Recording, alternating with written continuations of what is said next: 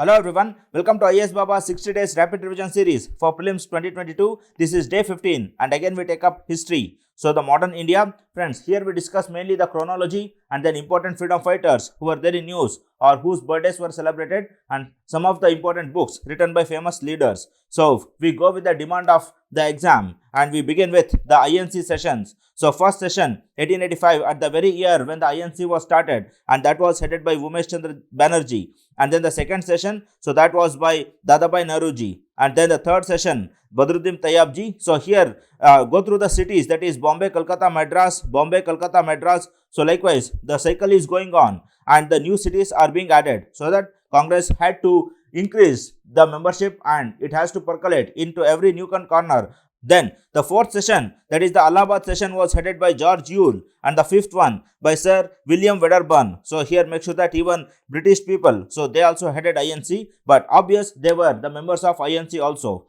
Then sixth session Firoz Shah Mehta, then seventh one P. Anandacharulu, and the eighth session, that is Umesh Chandra Banerjee. Okay, then come to next, the ninth session, Lahore session by Sri Dadabhai Nauroji again, and the 10th session, Madras session by Alfred Webb, and then the 11th session, Pune session, Surendranath Banerjee, and then the Kolkata session, Rahimuttallah M. Sayani, and the 13th session, Amravati session by Shankaran Nair, then the 14th session, Madras session by Anand Mohan Bose, and 15th session, Lucknow session by Romesh Chandra Dutt, and then 16th session by N.G. Chandavarkar.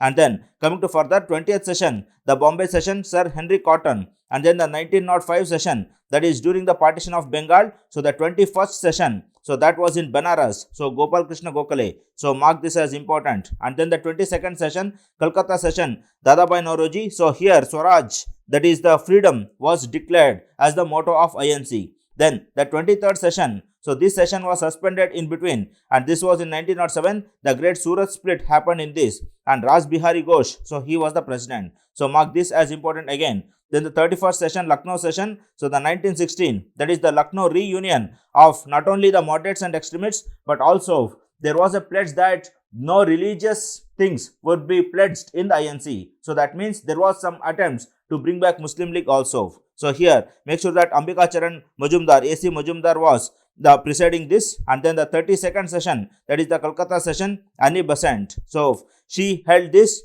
before she started that home rule. And then the 33rd session, that is 1918, Madan Mohan Malaviya. Then come to next, some special session was held in Mumbai in 1918, that is headed by Ramesh Chandra Dutt. And then 34th session, Amritsar session, that was headed by Motilal Nehru.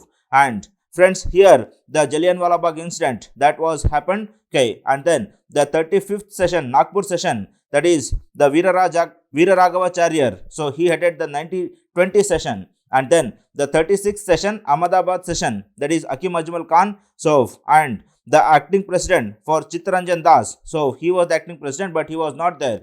And Hakim Ajmal Khan, he added that. And here make sure that friends, this was the time where non-cooperation movement was going on. And then the 37th Gaya session, then Deshbandhu Chittaranjan Das, so he did it. So by 1922, the Chauri Chaura incident that had happened. And then the special session of 1923, Maulana Abul Kalam Azad. So he was again a prominent personality. So he also added this session. We remember this one. Then 54th session of Meerut session, J.B. Kriplani. So he added that.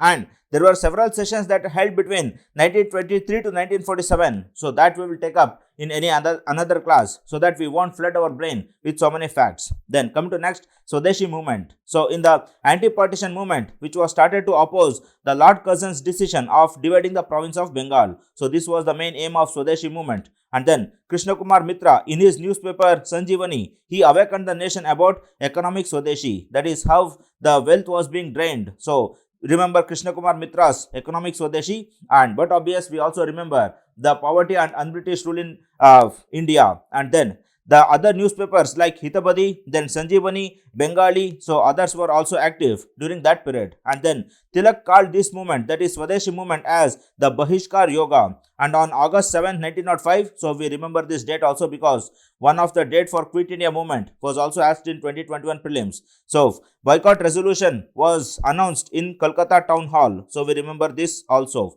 Then 1906 Congress session held at Calcutta, and Dadabhai Nauroji, so he declared the government or the Swaraj. So remember, it is not Purna Swaraj, it is just Swaraj that was declared. And 1906 the National Council of Education was set up so that indigenous education will be provided for all the students.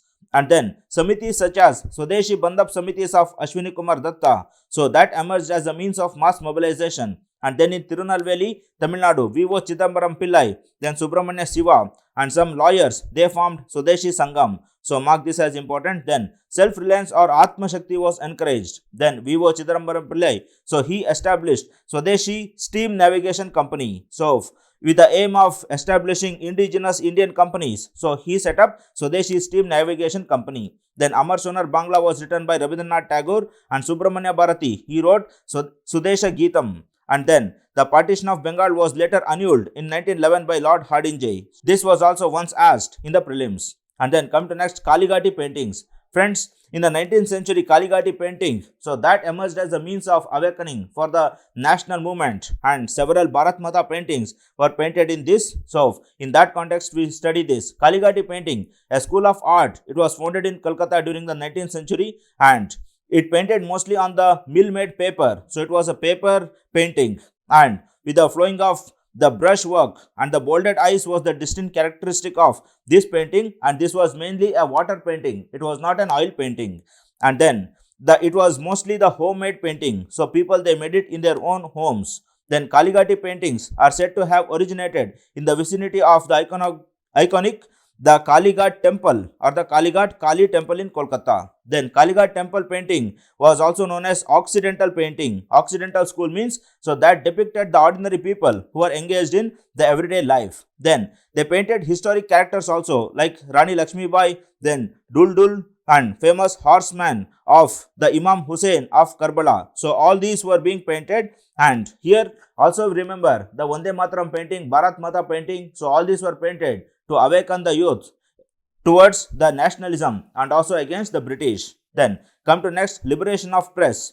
So here we have various acts which were regarding the press. So we revise most of them here. So in 1799, that is during the rule of Wellesley, Censorship of Press Act was introduced, and here it introduced a war press restriction, that is during wartime. So some restrictions were held on the press long back in 1800s. Then licensing regulations 1823. So this, it stipulated that the press without license was a penal offense. So like every press, they had to take some licenses before starting one. Then Press Act of 1835 or the Metcalfe Act. So that repealed the obnoxious 1823 Act, and thereby Metcalfe, he became the liberator of press in India. So remember Metcalfe deeply. Then Licensing Act 1857. So once the press was liberated, but after the 1857 Sepoy Mutiny, so there was an urge to reimpose some licensing restrictions. So that's why the Licensing Act 1857 came. And then the Registration Act 1867. So this was not having any restrictive attempts, only the regulatory ones, that is the licensing and some registrations. So all those things were stipulated. Then Vernacular Press Act 1878. So this was famously called as the Gagging Act, because friends, at that point of time, so many vernacular presses that arose, and British were not being able to understand them, and these were spreading nationalist messages. So to curb them, so this act was enacted, and Surendranath Banerjee, so he was the first person to be imprisoned. But however, the Lord Rippon, so he repealed this act in 1882, and this was enforced so by Lord Lytton. So Lord Lytton enforced it,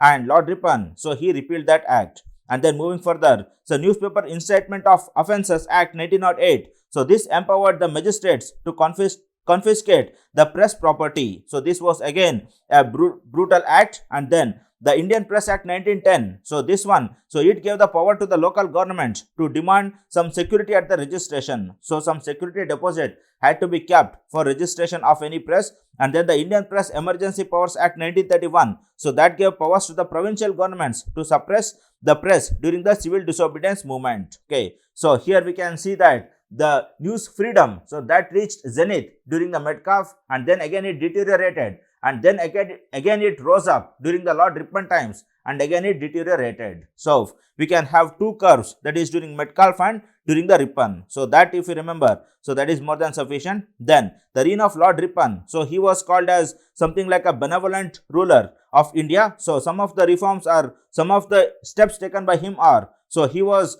the Indian viceroy from 1880 to 1884. So one of his first acts was the introduction of Ilbert Bill. So Ilbert Bill controversy, we all know that. So that means like for the pleading of British related cases. So earlier only the British judge had to plead the British related cases. Only British judge had to adjudicate a British related cases. But according to Ilbert Bill, an Indian can also adjudicate a British related cases. So that was against the British will. So that is why it was controversial. And however, the attempt to bring up this bill, so that was a great achievement of Lord Rippon, and that's why Indians praise them even today. And then he intended to introduce a Bengal land tenancy bill, which would become the Bengal Tenancy Act to improve the condition of the peasants. So he was concerned with the peasants, hence he introduced Bengal Land Tenancy Act. And then he also repealed the unpopular Vernacular Press Act. So we discussed this in the last slide. Then he raised the age of entry in civil services to 21 years again. So earlier the age was reduced. So that was impacting the Indians because at that young age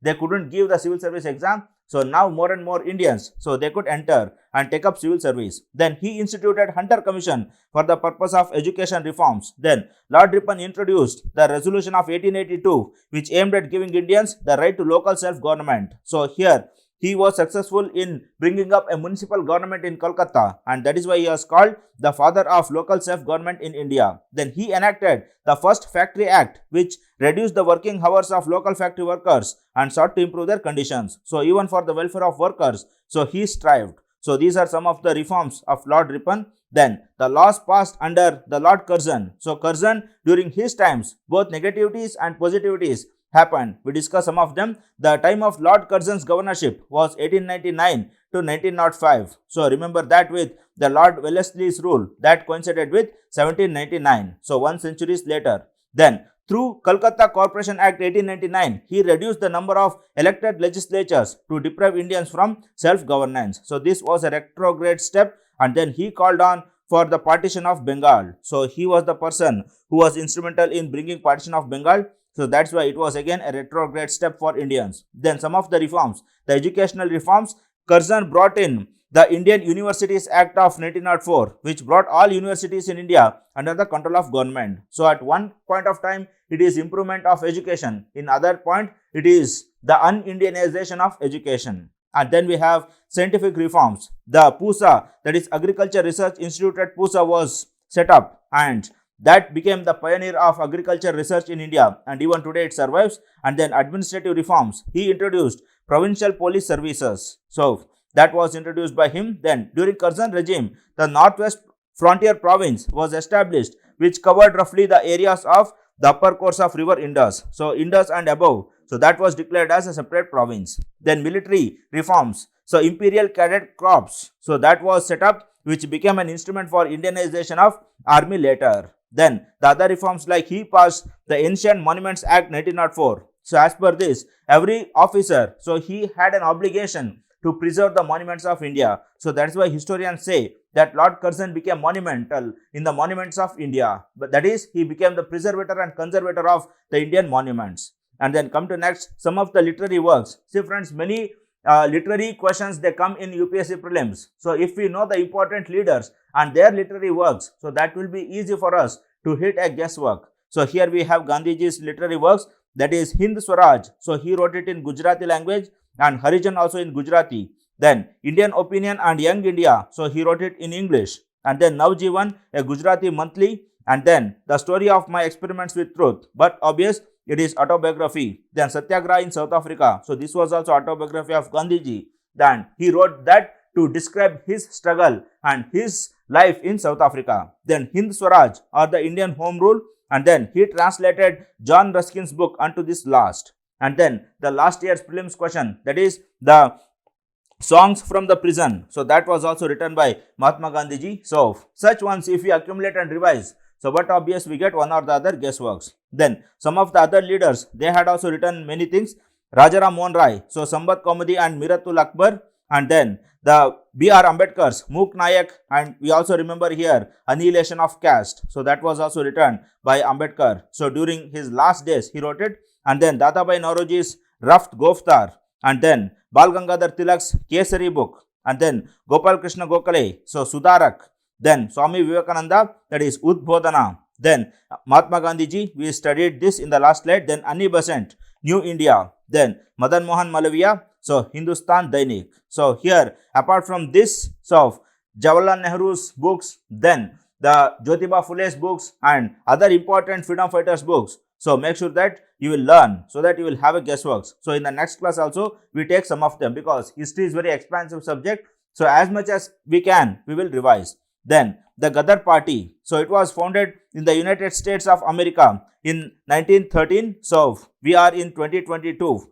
So 1 year less than 2023. So that's why we remember this one. Then revolutionary intellectuals like Lala Hardayal, then Taraknath Das, then Kartar Singh Soraba, Sohant Singh Bakna, then Bhagat Singh Thind. So many leaders, they were involved in this Gadr party, and it was initially named as the Pacific Coast Hindustan Association. So just like the Hindustan Socialist Republican Association, this was also an association. Then Gadr has its influence in the United States, Canada, East Africa and Asia. So it was not restricted to United States. So it was a pan mini world. So we can say that. Then the party was built around the weekly paper, the Gadr. So Gadr paper was its mouthpiece, which carried the caption of the masthead, that is Angrezi Raj Ka Dushman, an enemy of British rule.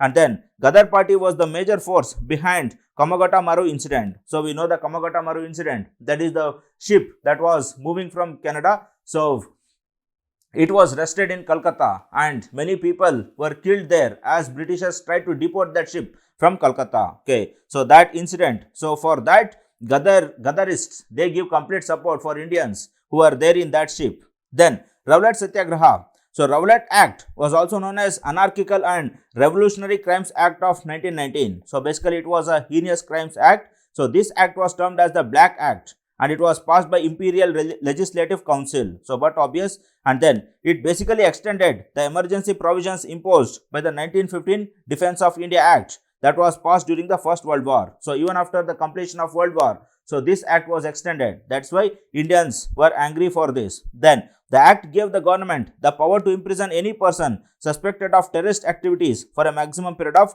2 years without trial. So without trial, they could have kept him for 2 years, not permanently. But however, it also provided for preventive detention for indefinite time and also arrest without a warrant. So preventive detention, so that is indefinite, but the detention after terrorist activities, that is only for 2 years. And then the convicted people were to deposit securities upon their release and also refrain from taking part in any political, religious or educational activities. So this was a lifelong restriction that was placed by the Rowlett Act. Then the Rowlett Act also severely curbed the freedom of press. And then all the Indian members of Imperial Legislative Council, they opposed the bill. Then Gandhiji started the famous Rowlett Satyagraha. But the Satyagraha was going on peacefully, but in Delhi, Punjab and few other places, so there was some violence activities. So in the wake of that, Gandhiji withdrew his Aratal and he ended this. But however, by that time, the non-cooperation movement also came. So through the non-cooperation movement,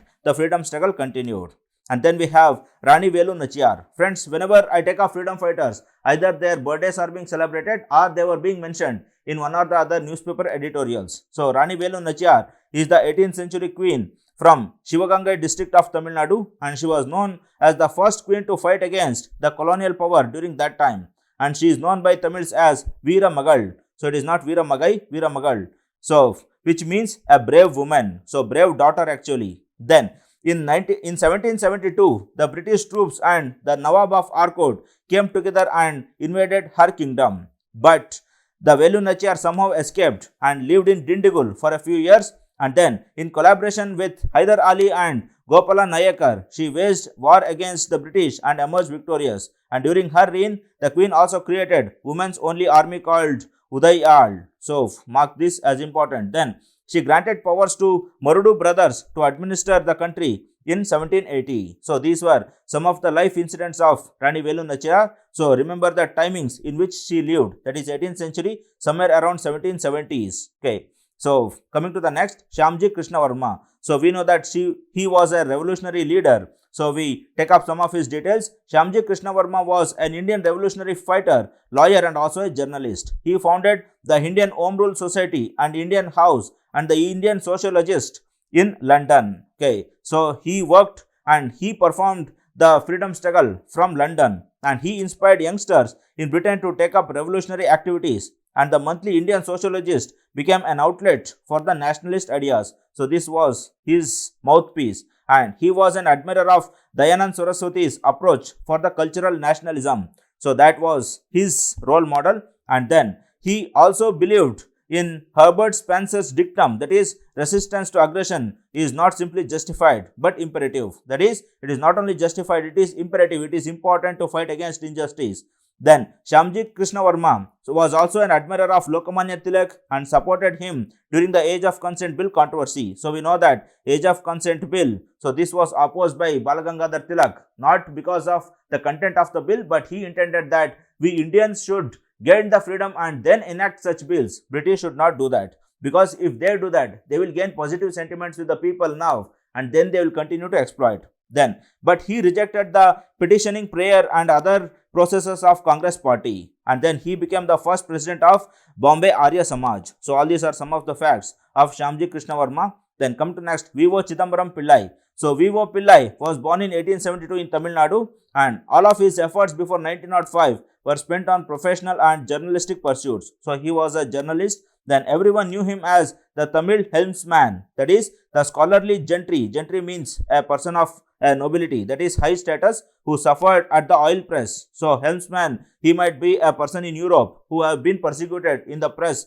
So he was also called with the same name. Then following the partition of Bengal in 1905, Vivo Pillai entered politics and he became involved in Swadeshi movement led by Bal Gangadhar Tilak and Lala Lajpat Rai. And then Swadeshi Prachar Sabha, then Dharma Sangha Nesavu Salai and National Godown, then Madras Agro Industrial Society Limited, then Deshabhimana Sangam were among the numerous organizations he founded. So mark all these as important and revise them. Then Vivo Pillai and Siva, so they established Swadeshi Sangam or the National Volunteers. Okay, then VOC and other leaders decided to stage a massive march in 1908 to commemorate Bipin Chandra Pal's release from prison. So these were some of the facts of Vivo Chidambaram Pillai. Then Subramania Bharati. So he was a revolutionary poet. So Subramania Bharati was a Tamil author, poet, journalist, social reformer and a polyglot. Polyglot means a person who knows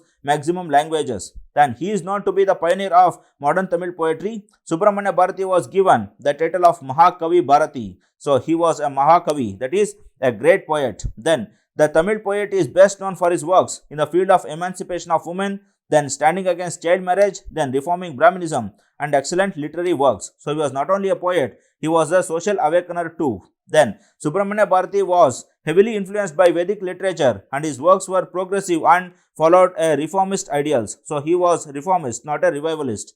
Then some of the best Subramania Bharati books were Kuil Pattu, then Panchali Shapatham and Kannan Pattu. So mark all these as important and revise them.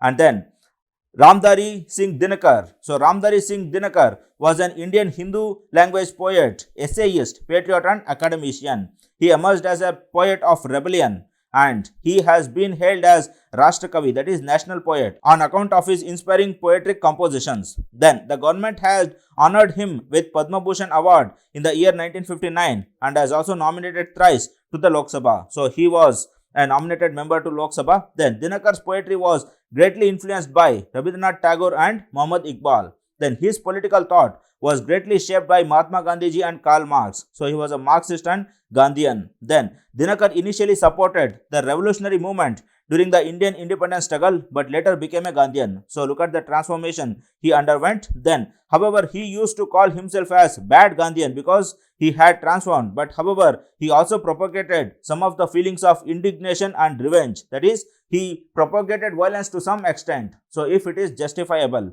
then he accepted that war is destructive but argued that it is necessary for the protection of freedom. That is, war is a necessity for Ramdhari Dinakar Singh.